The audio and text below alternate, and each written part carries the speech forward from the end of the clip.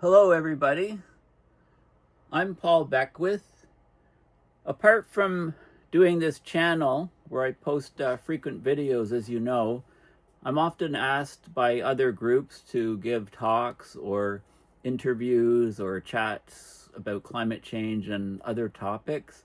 And often people on my channel aren't aware of some of these other things that I do. So I want to do a series of short videos to highlight some of the recent talks that I've given and hopefully encourage you to go and listen in on those other channels. I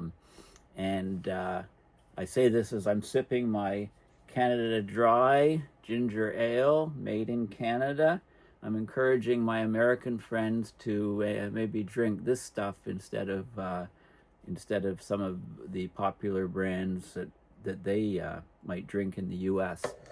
So let's get right into this talk. This particular session was a radio interview for Radio Ecoshock with my good friend Alex Smith. So before I get to the talk, which was part of, he posts on several interviews, but this is his main website, ecoshock.org. It's called Radio Ecoshock. He's broadcasting to 105 radio stations in 5 different countries. So this is the website, and he just posted something just today I noticed, radical uncertainty about the cumulative risks.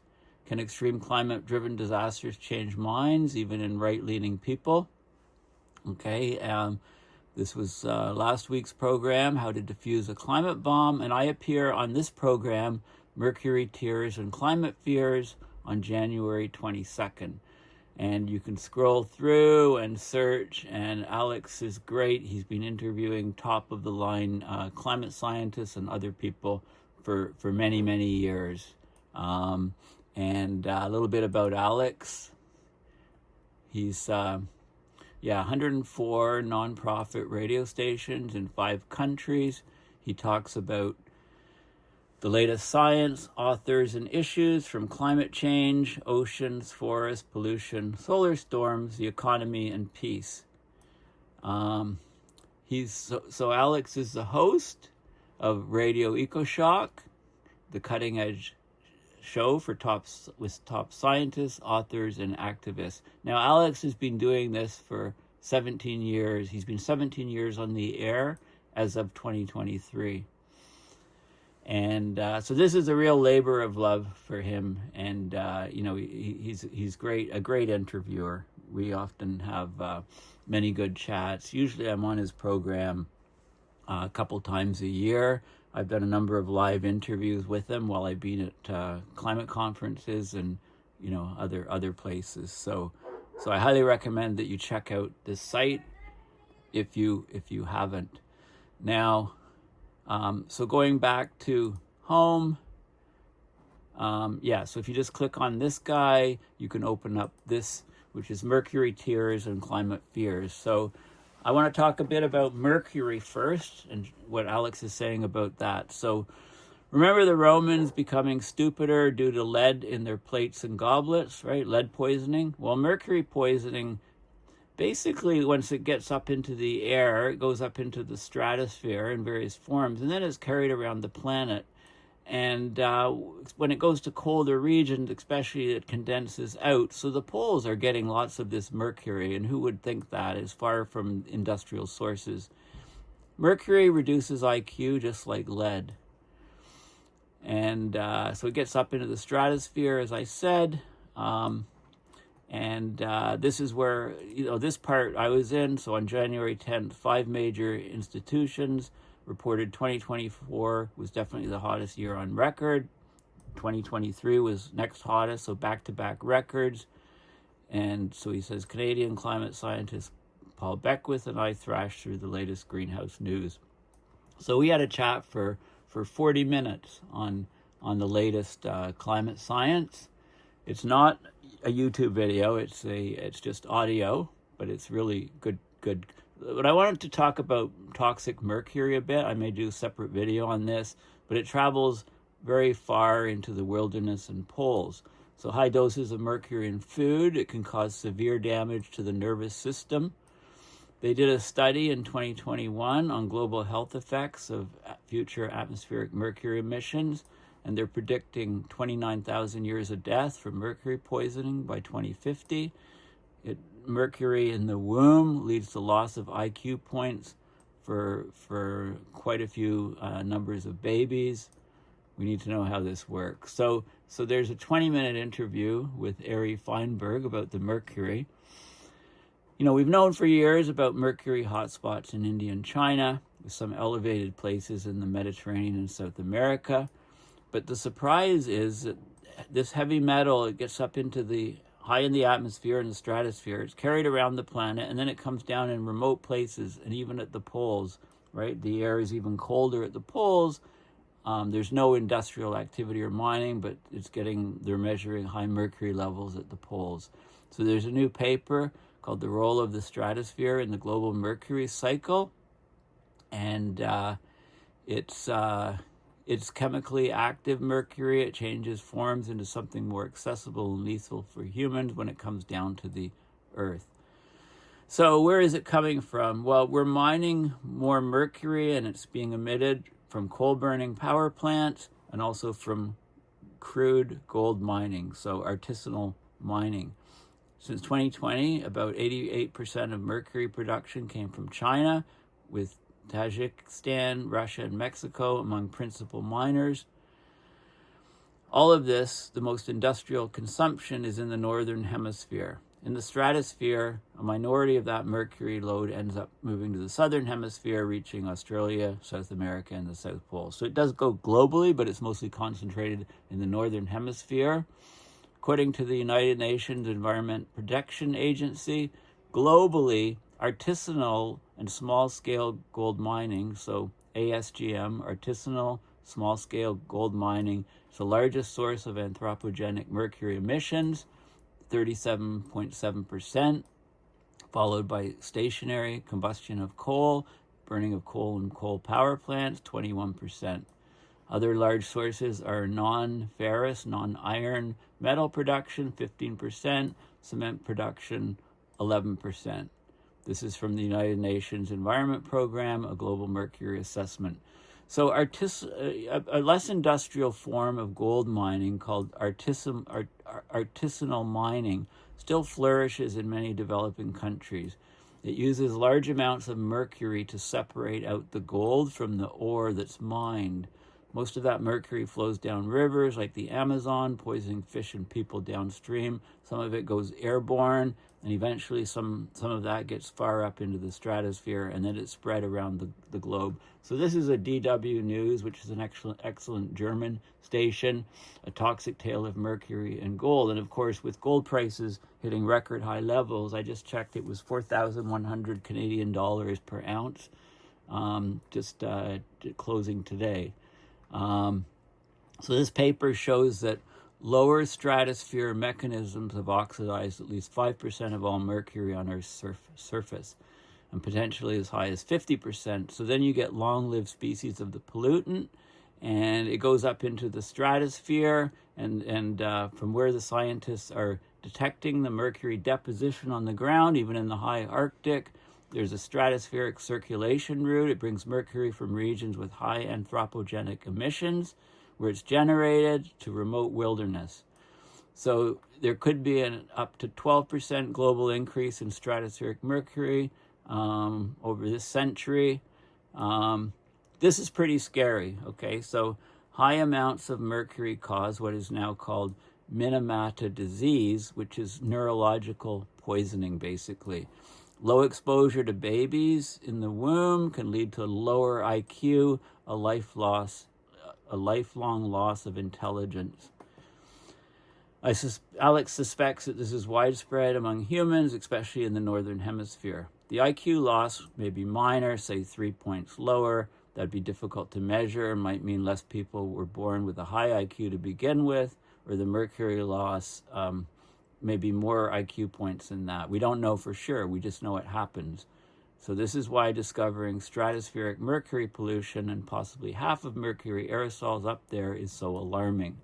Okay, and then you can also have long-term low-level exposure causing muscle tremors, irritability, personality changes, or rashes. So it changes the nervous system of the body. And there's also additional information. Could cause $20 trillion in health costs from current policy from accumulated mercury. Here in this article. And then, okay, so mercury is a big issue. It's a big pollutant that's not discussed very little. I learned a lot from Alex just by reading what he wrote about it, and I'll definitely watch the podcast. Now, this is where my bit comes in. Warming record smashed in 2024. What does this look like? It looks like there's a red virus infecting maps of the world. This is heat. So we just lived through 2 insanely hot years on planet Earth. Places flooded, dried right out, and burned. Carbon stored in plants went into the sky along with toxic ash when plastic cities burn.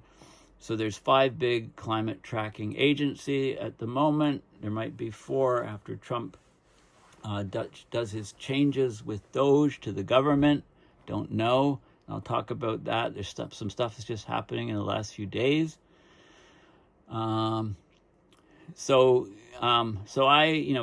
says Canadian climate scientist Paul Beckwith, after lecturing on climate science at 2 universities, that was Carleton University, mostly Ottawa University.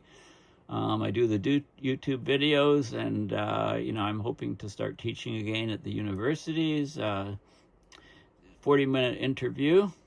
Here, I like this graphic that Alex generated. Paul Beckwith on the global climate emergency that no one is talking about. Okay, so what are some of the things in the reports? Well, there's the Copernicus Science and Satellite Service. They said that 2024 was the warmest year on record for Europe. Average temperature of 10.69 degrees Celsius, or 0.28 higher than the previous warmest year of 2020. So we're jumping up. This 2024 temperature is 1.47 above the average for the 1991 to 2020 reference period, 2.92 above the 1850 to 1900 level. It's much higher than the global average because it's northern hemisphere, relatively higher latitude. Nobody's been skating on canals in the Netherlands since February 2021. Each of the seasons have changed in Europe, where it's almost 3 degrees Celsius above pre-industrial last year, like 2.92. Billions of people are in more heat. Now, in more heat, they're in environments with more heat. The people aren't in the heat themselves. Well, you know what I mean. There's a play on words here. Berkeley Earth says a quarter of the Earth experienced locally record warm annual averages, including 32% of all land. That puts 40% of Earth's population, or 3.3 billion people, in record heat. That includes 2/3 of people in China and 1/3 of Americans living not just through heat, but never before seen heat most of the year. 44%, almost half the world, was in strong to extreme heat stress. We're halfway to global heat wave events, or should we say we are already in a slow-moving heat wave. And then the wet planet. We had a notably wetter atmosphere with hotter temperatures, more water vapor evaporation from water surfaces, whether they be rivers, ponds, lakes, oceans. The total amount of water in the atmosphere reached a record value at 4.9% above the 1991 to 2021 average. 1991 to 2020 average, markedly higher than in 2016 when it was 3.4%, and 2023 3.3%. We're up to almost 5%. There was almost 5% more water in the atmosphere in 2024 than in the previous decades. And of course, water vapor is the largest and most powerful greenhouse gas in the atmosphere. Until now, science study and reporting discounted water vapor as a greenhouse gas because it's so short-lived in the atmosphere. Water in the atmosphere may be rained out in mere days, but if the warmer atmosphere holds more water and the amount up there is increasing each year, we need to account for this water vapor in all studies. It's not just a feedback effect. The big 5 the 5 big climate reports are all from Western agencies. China's invested heavily in climate science. This is a bright spot. Last July, the China Meteorological Administration released the Blue Book on Climate Change of China in 2024, and they estimated 1.2 higher than the pre-industrial level. So their estimate is the lowest. Lower estimates in Western agencies, and it's well below the 1.5 limit set in the Paris Accords. The report stresses that China is greening, has fewer dust storms. Alex says the English version is pretty low-key. I don't know about the Chinese version. Considering massive hits by climate-induced storms and floods in China over the last 2 years, insufferable heat this year for almost 1 billion citizens, it's strange that they're so conservative in reporting warming.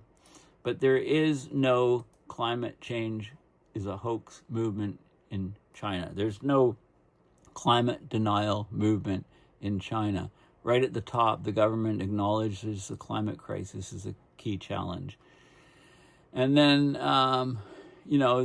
America, I'm not sure you mentioned Saudi Arabia here under America, but like most countries, including the US and Russia, they profit by producing more emissions in Saudi Arabia. So they don't issue an annual report on global warming. Oh, okay, he's talking about the Trump team's already demanded control over the next U.S. National Climate Assessment due out in 2026 or 2027. Maybe that report never comes out, or it's full of lollipops and lies. Alex says, I am worried about American climate science. I've already had a couple of American scientists decline an interview right now as their jobs and even their whole departments may be chopped with little notice. The chill is on. The information chill is on. The predictions for 2025, it's, 2 normal, then hotter years appeared in 1877 and 78. So pairs of hot years like 2023 and 2024 are not unusual in the climate record. So during the Great Drought of 1875 to 1878, when it is estimated that around 50 million people died in India, China, and parts of Africa and South America. Right? Some scientists predict 2025 will be a bit cooler than 2024. The Met Office says that 2025 will become the 3rd or even 2nd warmest year on record globally. So Berkeley Earth says the warming spike in 2023-2024 suggests that the past warming rates no longer are a reliable predictor of the future. Additional factors have created conditions for faster warming, at least in the short term. Now, I'm going to do a video on James Hansen's new paper. I attended his session, and I'll do at least 1, maybe 2 videos on it because it's crucial information from Hansen. Climate blowback into the economy. Paul Beckwith talks about the climate casino. He means the chances of you getting hit in the next climate-induced disaster. These days, some extreme heat can hit anywhere. Hurricane Helene and Los Angeles fires demonstrated this. So, yeah, if you're unlucky in the climate casino, you get your house burned down or flooded out. You're affected directly and lose livelihood from climate change. This is happening to more and more people. You know those videos online of climate disasters? Well, you'll know it's hit you when you're the one behind the camera, behind your iPhone camera taking that video. But there really is big-time betting on climate with billions of dollars at stake. It's called actuaries working on risk for banks and the military. It's called the insurance and reinsurance industry. After massive losses from Hurricane Helene and now tens of thousands of homes and businesses lost in California and Los Angeles, it's hard to see how the insurance industry survives. Without insurance, banks won't issue mortgages, so banks are in trouble too. In that chain of events, the stock bubble could blow up. Should we expect the unexpected? 2025 as the year of climate blowback into the economy? That's a big question. So these 5 big reports came out: UK Met Office, NASA, Copernicus, Berkeley Earth, and the WMO. Well, this one's at risk specifically from the new U.S. government. Berkeley Earth is a private is a university, but it's in the U.S., so this one could also be at threat. from the present government. Although carefully avoiding words of alarm, to me these graphs and maps seem more like reports from a war zone. I found the reports from Copernicus and Berkeley Earth to be clear and most believable. And the links are all here. And also I had a video, global temperature anomaly skyrockets upwards like a bat out of hell to as high as 1.62. I posted that on January 11th. If you haven't watched that video, make sure you have a look at it. So all the links here are here from Alex. So, okay, so make sure you watch this video and support Radio Ecoshock if you don't know about it. And this, I read about NOAA and DOGE today, and I Googled it, and I got a bunch of different articles. So what happened with NOAA and DOGE? So today the Democrats have raised alarm bells over DOGE havoc at NOAA.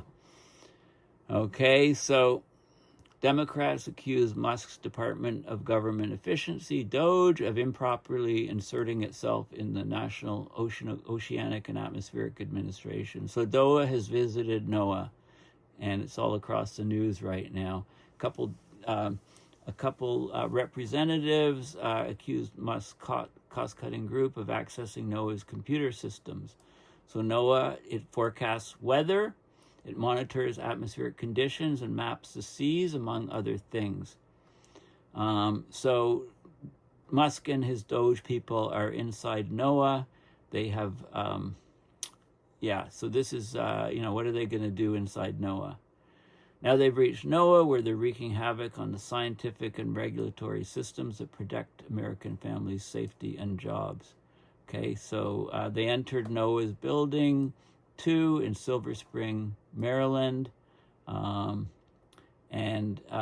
they're targeting NOAA right now, today.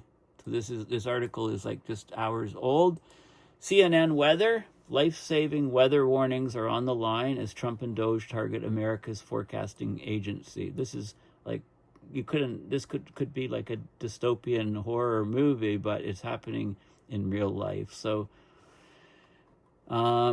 even before federal employees at the National Weather Service received so-called buyout offers this week, they've been suffering from their lowest staffing in decades at the National Weather Service.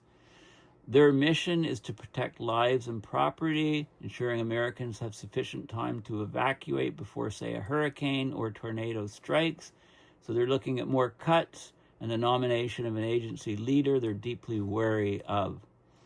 So it's the Department of Commerce, it's under them that we get the NOAA, the National Oceanic and Atmospheric Administration, and the National Weather Service. Okay, so this is they got an employee buyout, formerly known as the Deferred Resignation Program. And at least one representative from Elon Musk's Department of Government Efficiency gained access to NOAA's IT systems this week, according to 3 people familiar with the situation, with the goal of sniffing out activity and employees connected to diversity, equity, and inclusion efforts, so the DEI. They're searching high and low for DEI. CNN asked asked NOAA what was going on. They were referred to the Department of Commerce, who hasn't responded yet. Inside the National Weather Service, there are grave fears of what about 5 to 10% cut of staff could mean for their ability to operate weather radar and provide timely and free forecasts for this year's hurricane season. The people of the Weather Service are as fine as you'll get in terms of getting the mission done, but it would be a pretty substantial cut. People are scared. They've never had this type of uncertainty really hang over them. There's 12 people who work in the National Hurricane Center's Specialist Forecasting Unit.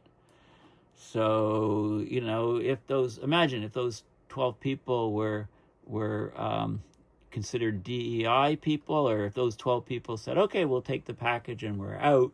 There's no National Hurricane Center specialists to forecast. By the end of a season, even with the 12 forecasters there, it's pretty exhausting. There's a lot more storms now than 30 years ago. Any strain on staff is going to have a negative impact on that product. Maybe the forecast itself, because you won't have as much time to think about it as you otherwise would. Right? Well, do we really need these people there? I mean, we can have Trump standing in front of a whiteboard with a marker saying the storm's going to go here or here. I don't know. Most employees of the Department of Commerce, including NOAA and NWS, received this email on Monday afternoon. So this stuff's happening really quickly. Hiring new people at National Weather Service and its parent agency NOAA has been painstakingly slow for years. Even if you have all the green lights, it's very, very slow. Staffing levels are concerned.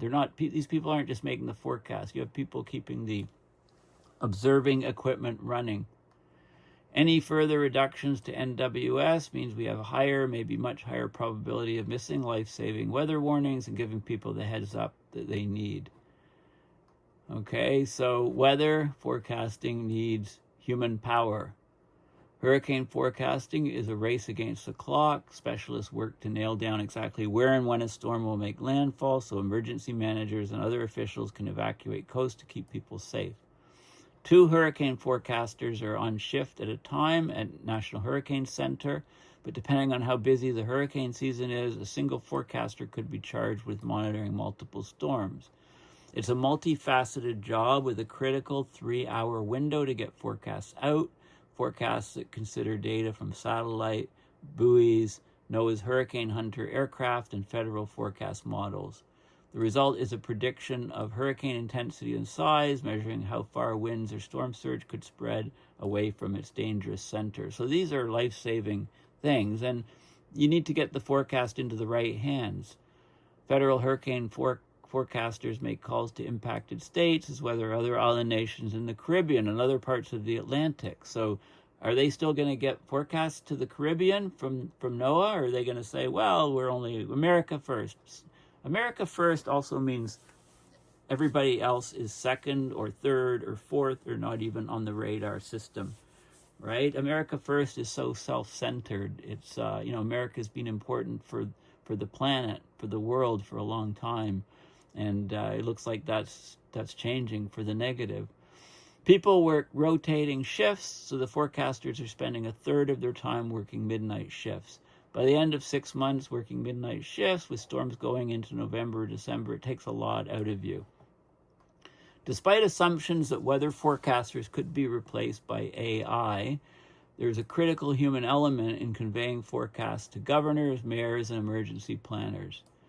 NWS forecasters have spent years building relationships, not just with government officials, but with pastors and faith leaders in the Southeast. It's about getting trust, building trust, getting weather advisories for deadly storms into the hands of leaders who people trust. This is an element that could not be replaced by artificial intelligence. They're already using AI in the weather forecasting business already. It's in the background. It's not the last word in things. Decision makers don't trust it unless they know what's in it. I think you still need the human element in all this. And this is a new NOAA head right here, Neil Jacobs, and Trump was using him in 2019. He's got a complicated history with NOAA and NWS. He's been tapped by Trump to head NOAA, which oversees National Weather Service. And he does have, at least he's an atmospheric scientist, a background in computer forecasting. He led the agency on an acting basis during Trump's first term. He was the chief in the chair during the so-called Sharpiegate weather scandal in 2019, when Trump drew with a Sharpie on a Hurricane Dorian track to suggest it would hit Alabama, contradicting the official federal forecast. At the time, Jacobs and other top NOAA officials were ordered by the White House to double down on Trump's false claim, which they ultimately did. An investigation found that Jacobs had violated NOAA's code of ethics. But he's at least been viewed by former NOAA officials as a respected and non-extreme choice to lead NOAA, which oversees U.S. fisheries and other ocean, weather, and climate agencies. Okay, so at least he knows the agency fairly well. So, I think, is that a plus? I would hope so. Okay, so this is just out. This is breaking news right now. And ABC says, NOAA now has access to DOGE now has access to NOAA's IT systems. They're reviewing the DEI within NOAA. And they say a couple of other things here, which DOGE was first denied access to the NOAA IT servers, but now has access.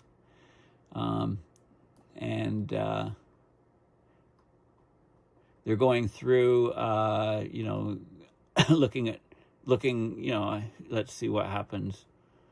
Now they've reached NOAA, where they're wreaking havoc on the scientific and regulatory systems that protect Americans' family safety and jobs. That's what some of the people are saying. And NOAA hasn't returned a request for comment.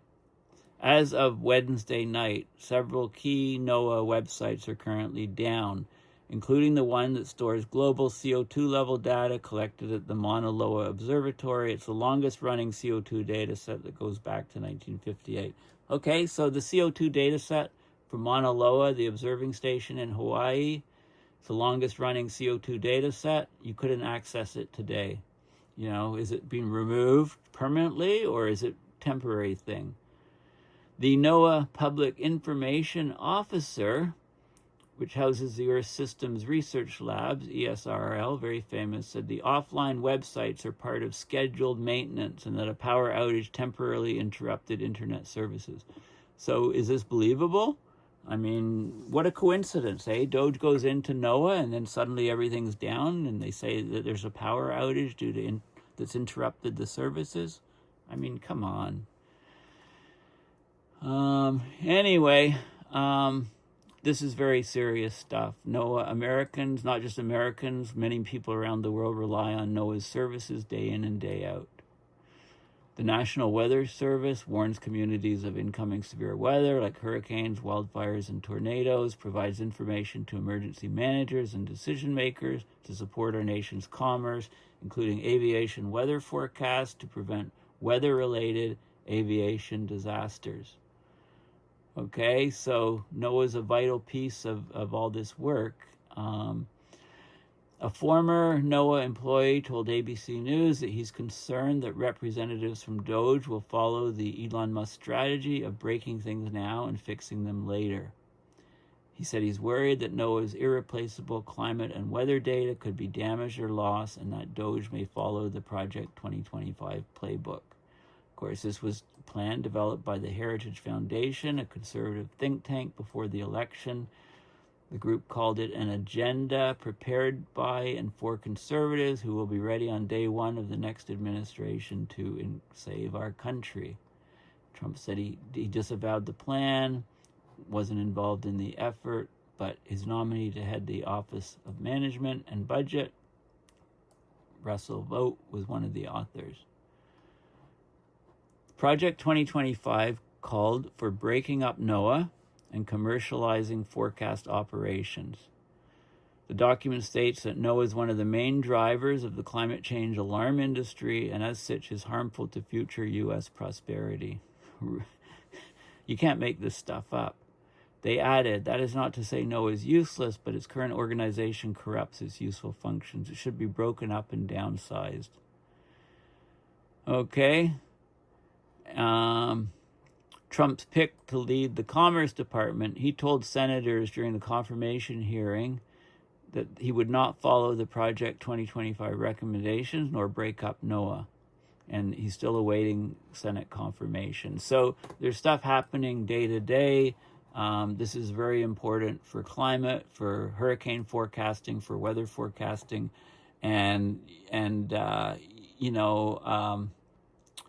Alex was very prescient here when he was talking about, I'll go back down to the last part here just to remind you. So,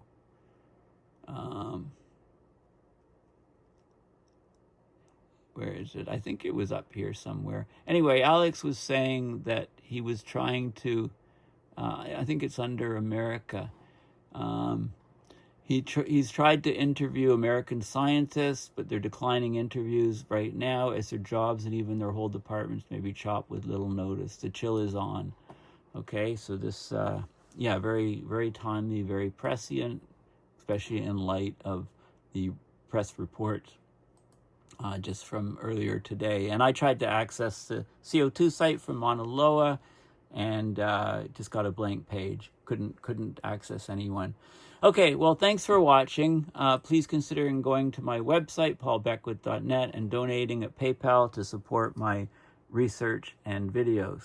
Thanks again, and thank you, Alex Smith, and at Radio Ecoshock, or Ecoshock Radio. Both of them are used for the chance for chatting with you. Okay, thanks again, and bye for now.